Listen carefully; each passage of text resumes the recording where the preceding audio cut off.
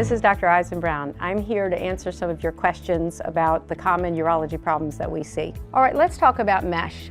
I get a lot of questions in the office about mesh because of the commercials that you see on TV, making it sound like mesh is eating through your body like a virus. Let me give you the history of where that came from.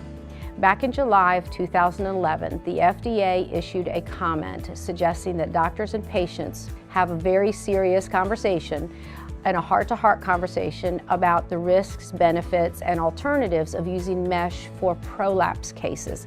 Prolapse is when your bladder's falling down or your rectum's falling down, so this would be a cystocele or a rectocele repair. Back about a decade ago, there were several companies that made kits with mesh that we used to repair cystoceles and rectoceles with.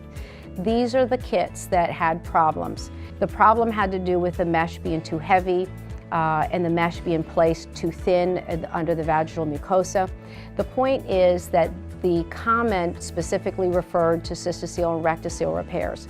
In the FDA's comment, they specifically said they did not have a concern with mesh being used for mid-urethral slings or sacrocolpopexy because they had not seen unusual complications with that.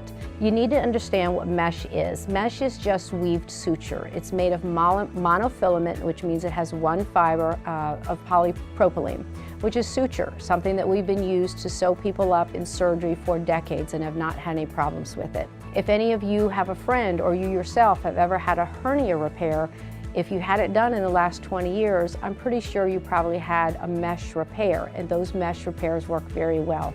So mesh is not the problem. It was the specific procedure and these kits that led to the issues. I don't know of anyone that does those procedures anymore. Feel free to have that discussion with myself or whatever surgeon you're talking to, but also understand that the AUA, OGS, and SUFU, which are the governing organizations of urologists and gynecologists who perform these surgeries, have a position statement that fully support the use of mesh for slings and sacrocolpopexies.